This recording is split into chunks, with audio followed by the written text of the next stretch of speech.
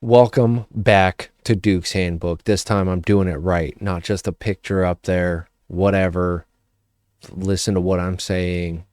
You can still listen to this in the background if you want to, but now you get to actually see my face.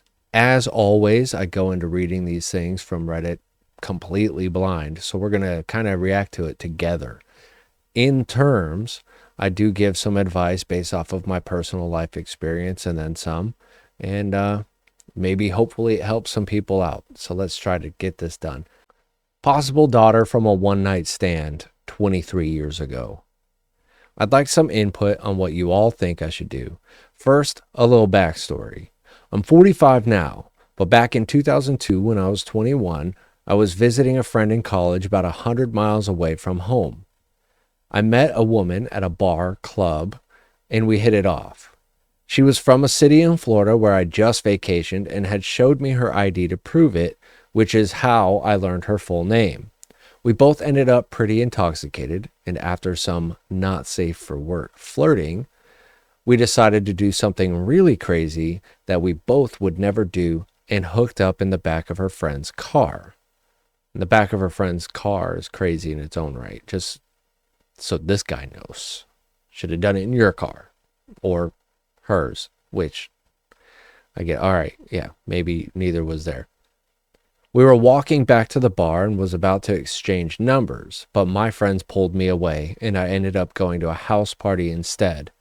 I tried finding her afterward, but this was before the internet was what it is now, and I couldn't track her down.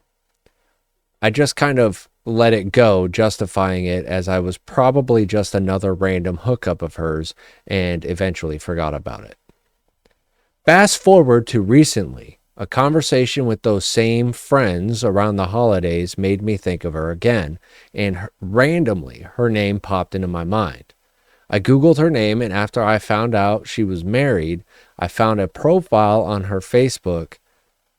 Why are you writing this weird? I Googled her name, and after I found out she was married, okay, whatever. I found a profile of her on Facebook. She's married with teenage kids now. But when I came across a photo from a few years ago where she's celebrating someone's 21st birthday, the caption said something like, "Can't believe my baby is 21." That caught my attention because based on the timing, if I had gotten her pregnant that night, the age of her kid would match up. Hey man, the math might be mathin'. Then I found a post from, okay. Then I found a post from the same kid on Father's Day where she said something like, "You might not be my biological dad, but you're still my father." This got me really thinking. The girl looks so much like one of my nieces, almost like they could be sisters. It's freaking me out a little. It would freak me out a little bit too, bro. Like for real, if I'm going to be honest. If somebody from high school that I messed around with and like their kid would be probably, around 20 now, like if that, yeah, I'd be freaking out a little bit too. At this point, I'm unsure if I should even try to reach out to her. No, absolutely not. I feel like I might be overthinking things, but the possibility is really bothering me. They all seem to be doing very well and look happy. So I'd love to know if there's any way to find out for sure without making contact first, or maybe I should just leave it alone. Leave it alone. 100% leave it alone. Even if you are the biological dad of this child, no, don't. You've never been in that kid's life. You've never been a thought in that kid's life. Just don't. And like inserting yourself into the situation now is the worst possible thing you could do. And I know one of my friends was like, "What are you thinking, like child support?" I'm thinking, no, he was never there.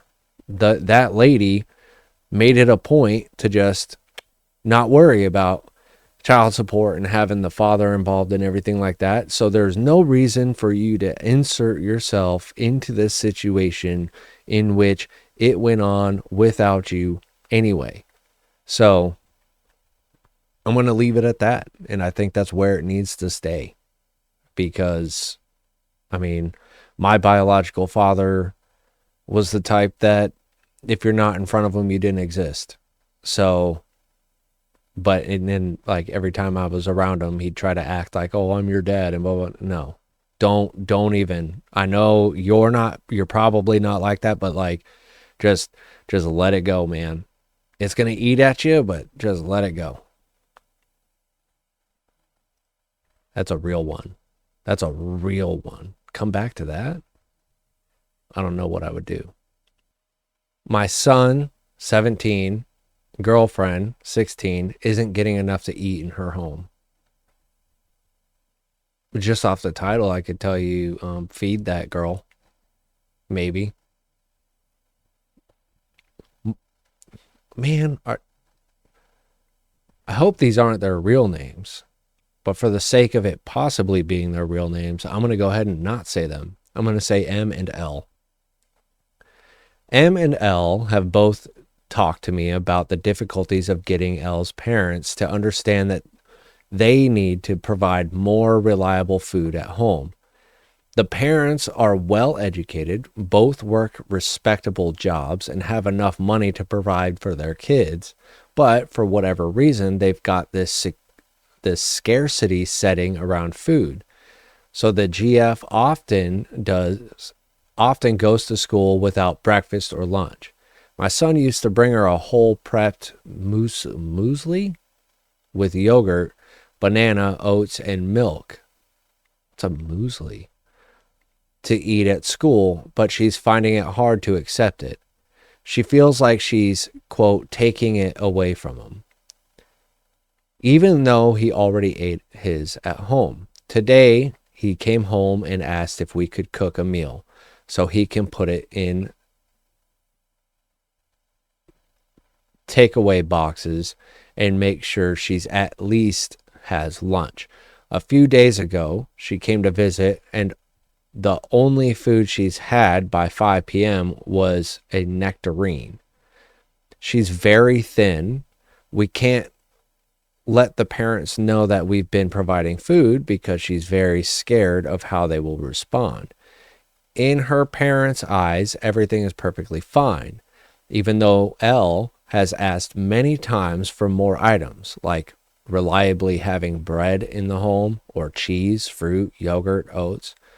Her mom once said to me, "L is acting like it's my responsibility to make sure we always have food in the house." Yeah, bitch. You're the fucking parent, dude. Excuse my language. Wow, I'm going to have to bleep this out. I'm a good Christian man, and that just made me swear.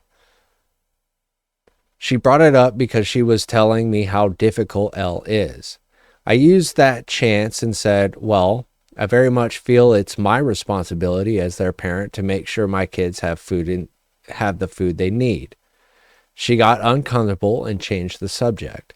But L said it helped for a few days. Now it's back to the same, and I don't at all feel it's, quote, my place to talk to L's mom. I want to, but have no idea how to do it without potentially causing more harm than good. I've offered to buy L food when we get our shopping, but she feels very uncomfortable accepting it. If she accepts it, she wants to pay for it, and she doesn't have much of her own money. I wonder if anyone has any good ideas. I know the parents would be extremely offended if I tried to talk to them, and that it could end up worse for L. Like they may not allow her to spend time with Mark anymore. I apologize that this is not written very well. English isn't my first language. I'm going to be honest though, English not being your first language, it's written pretty well. There are people where English is their first language and they write extremely terribly. And this was written pretty decently. I would be honest with you here. Having that conversation with somebody's parents, especially when their parents, like this woman said, quote, L is acting like it's my responsibility to make sure we always have food in the house, when the child is coming to the adult parent and saying, hey man, can we maybe get some food in here? And then the parent has this childish freaking response as to, oh, like it's my responsibility. Yeah, dude, you're the parent, bro. You have an obligation to feed those children that are yours in your house. Crazy how that works. Oh man, it's nuts. Especially if you're not hurting financially. What's the deal? At least make it to where your kid has access to like those grocery shopping apps. You know what I'm talking about? Like I mean, this sounded like it was something from the UK or something, but at least make it to where the child can get groceries in the house using your credit card. Some people, dude. She does have a too long didn't read son's girlfriend's parents, well off and well educated, don't provide enough food for their kids. I want to help but don't know how without potentially making it worse, which I'm gonna be honest, there's no easy way to do that. There just isn't. So do what you can, put some food in that child's belly. But at the end of the day, those parents are just crap parents, dude. You can be well off, you could be educated and have a really good job and everything like that. But if you're not sitting there feeding your children, you're crap. And it's really hard for me to not swear because I actually kind of care about this stuff.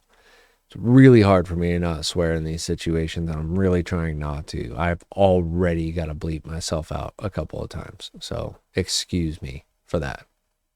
Don't know if I want to read this one. It sounds really inappropriate. Screw it. Guy 4 years older than me wants to visit from out of state. I'm not interested. So then don't. Like if he wants to, just be like, no. That's all you got to do. Pretty self-explanatory, right? The backstory on this is long. I'm currently 18 and he is 22. To sum it up as best as possible, I had a crush on this high school guy in middle school, and I really did everything in my power to get his attention. Towards the end, he moved states. I never believed he was into me, but friends and other high schoolers said he definitely was. I was flattered back then, but obviously not anymore. LOL. When I was 15, he reached out again. This was about 3 to 4 years after we had last talked, and I had no idea he even had my number. He was 19 at the time. Creepy dude. He started immediately talking about marriage. Okie dokie. How he wished he had a wife. Crazy at 19. And over the course of the next year, we would wish each other happy holidays and birthdays. Okay, well, that's not terrible. Even started talking about what it would be like if we had kids 10 years from then. Crazy. It was weird, especially considering he hadn't seen me since I was around 11 years old. Not even a picture. I really was not a fan of it, even back then, but maintained cordiality, being cordial. Since he was an old friend and flame, especially because I have never been able to get a boyfriend, and at the time, I was very insecure about that. I guess you could call it keeping my options open. Well, if you can't get a boyfriend, then it's not really keeping your options open. No offense. I can't get a girlfriend, but I know why. I don't go anywhere. Well, here we are 3 years later, and he's still very open about being romantically interested and is now talking about taking a flight to come visit me. I'm not super interested, but I don't really know how to tell him no.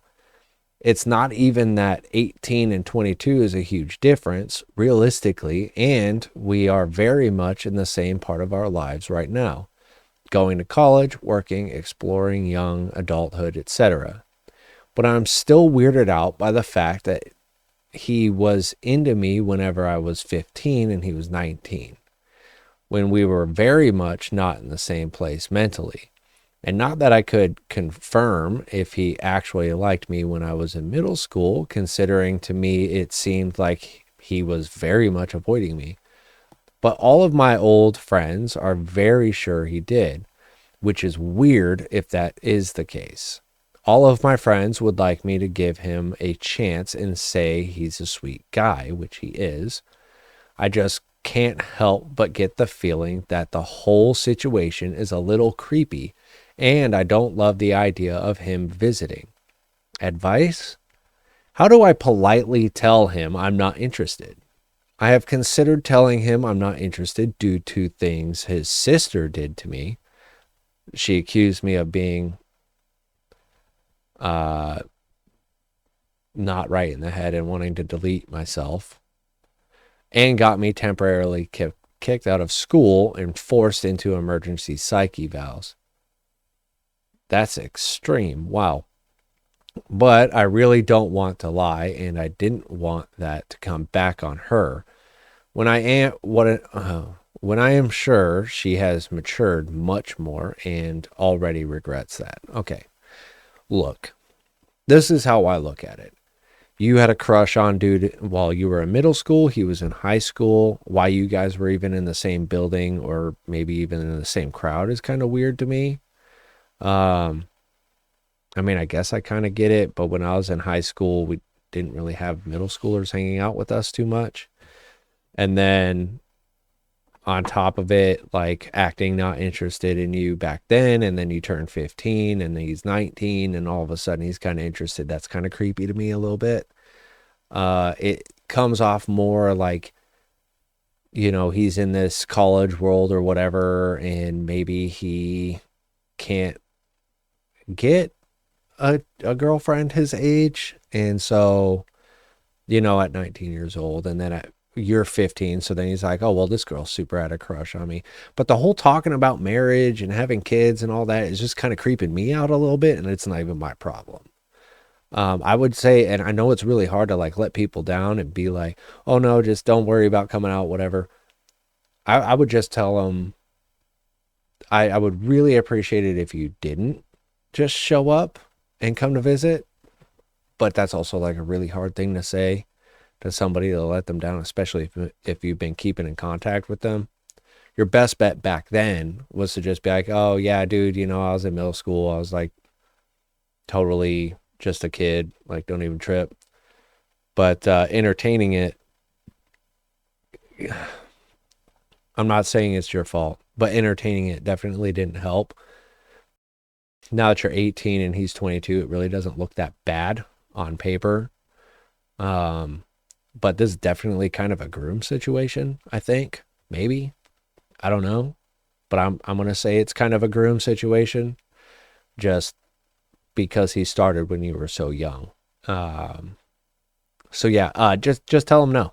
Tell him you're not interested in him that way. But yeah, entertaining the conversation definitely didn't help. So I hope this helps. But just tell him that you're not interested in that. And it should be okay, maybe. Some people are weird, though. So, ooh, this is a good one. Oh, shit, this is a long one, too.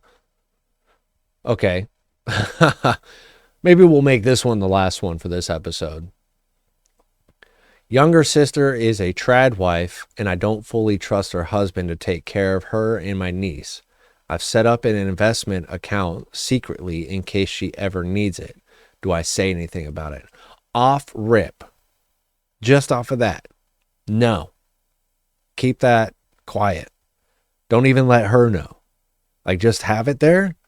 And then, like, if she ever needs it and she calls you or whatever, then you can be like, yeah, I got you, dude. You don't have to tell her where the money's coming from or anything like that, but just be like, I got you.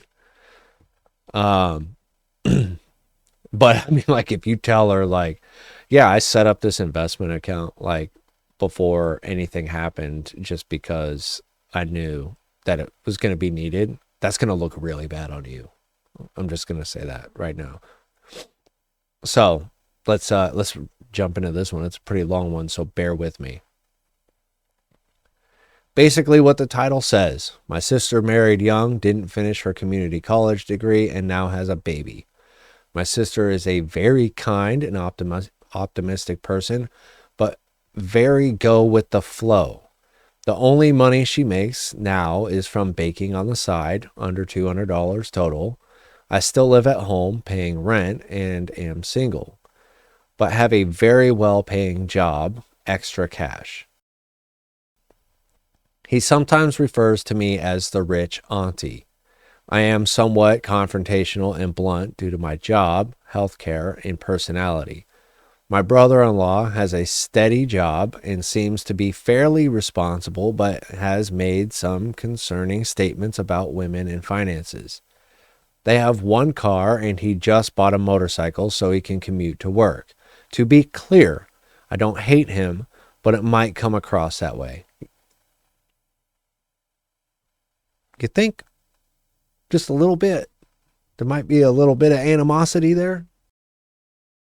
I mean, being called the rich auntie while you still live with your parents is kind of crazy, but no offense. This is a list of things that are worrisome for me. For instance, he sometimes refers to women as females, although my mom, other sister, and I bullied him pretty hard about that, and he's mostly stopped. I don't know what's wrong with calling a woman female, but okay. I mean, it's biologically, it's correct. He got offended.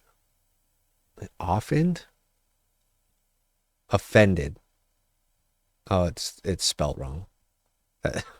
He got offended about bras hanging in the laundry to dry when they. Okay, really bear with me. She must have been angry while she was typing this out. When they were visiting. He also has very strong opinions about leggings, which he talked about while I was wearing leggings. Then he got offended because I told him his theology was shit. Excuse my language. Come on, man. With regards to just blithely assuming that God will provide physically and financially. I told him that sounds like prosperity gospel and said I think that is an evil and cruel thing to believe. This was specifically in regards to him not wanting to get health insurance or pay for the family plan offered through his work. My parents, me, and his parents bullied him into getting it eventually. He was also extremely resistant to getting life insurance despite having a young child and wife who is stay at home with no good career prospects. Wow. Sounds like dude is just young and immature and just doesn't know, and he just needs a little bit of guidance. He says that he doesn't care what happens after he dies, and I told him that is extremely selfish and irresponsible. Accurate. I agree with you on that one. My sister was also uncomfortable about this prospect. He's also brought up the Coventry law. What is that? Favorably, which left Victorian women with almost nothing in their husbands if their husbands left them. He's asked my dad how he survives living with 3 girls in front of my mom, his wife, me, and my other sister. I'm starting to get worked up here. A few months ago, I took both my sisters to like a fancy concert thing for a girls' night, and my sister was dressed kind of casually for no hate, and she said she wanted to wear her really nice dress, but husband asked her to change because he didn't want other men looking at her. I see where this is going. I only pressed a little to not ruin the mood, but she said he only asked and didn't force her to change. I see where this is going. I also found out that my sister paid the hospital bill from her giving birth out of her savings. What? I didn't say anything at that one because it's over and done, but it seems incredibly concerning. I can understand covering the bill together, but to be like, you gave birth, you cover that. Basically, what I've done is set up a college fund, tax exempt if used for education, but taxable if not used for education, with my niece as the beneficiary and my mom and sister as the inheritors if I die. I am the owner of the account until I change it to, and my sister is not on the hook for any fees or management. The bit coming out of my paycheck every month doesn't burden me at all. The true intention I had in setting it up is an emergency fund for my sister if she needs to leave the husband or husband isn't around, especially while she has young kids to support.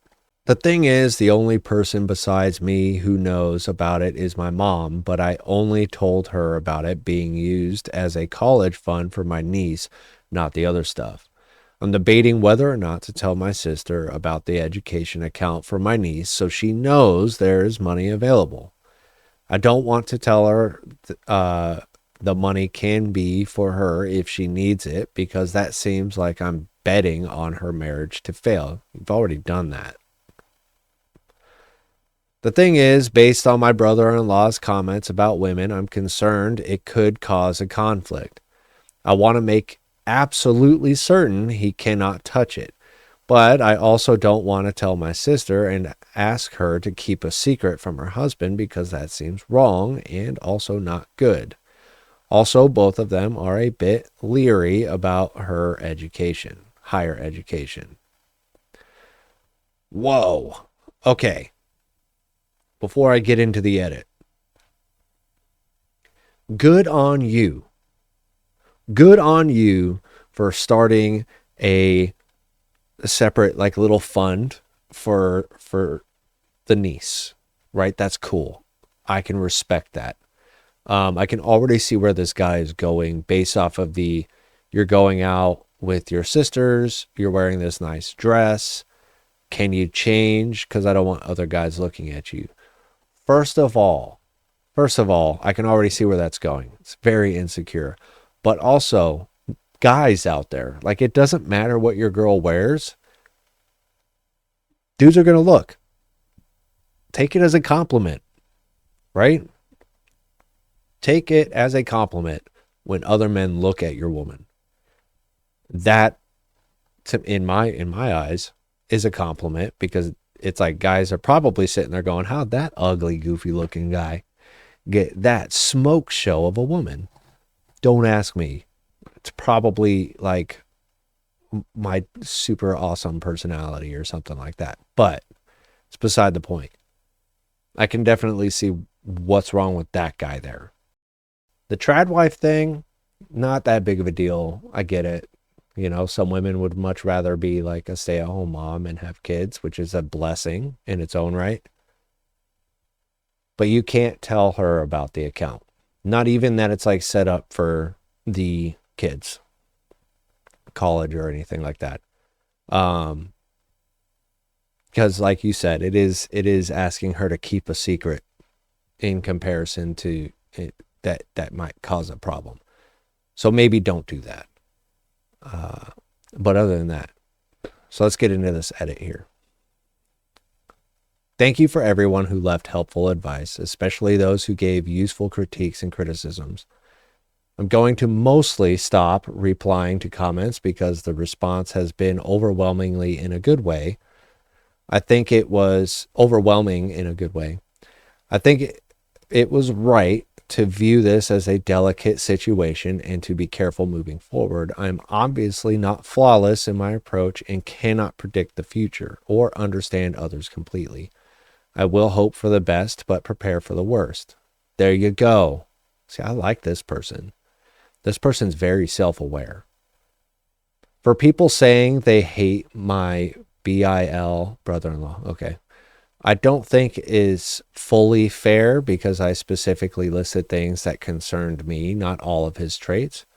Overall, even if he has some terrible ideas, he's not all bad, and the way to approach terrible ideas is to talk about them. He and my sister do love each other, and I'm not going to mess with that, which is great. It's good. Let them be happy. I will keep things under wraps until my niece is older, or if my sister ever needs help. I think revealing anything will mostly cause problems, be a burden for them and me. This way I can stay mostly out of sight, out of mind. It can stay mostly out of sight, out of mind. The advice to have a formal will was very useful and will be my next step.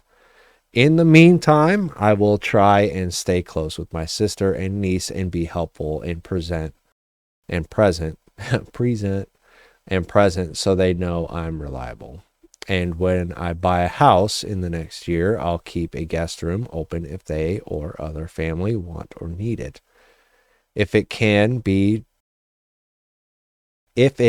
just be a present for my niece for college, then I'll consider everything to have turned out ideally.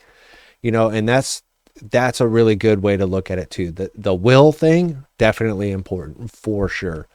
In this case, yes, keeping it quiet definitely set up the will. That's a good thing. I didn't even think about that.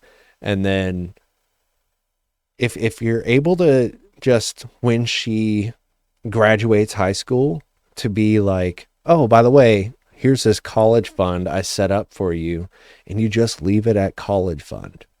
You know what I mean? You don't have to give the extra information.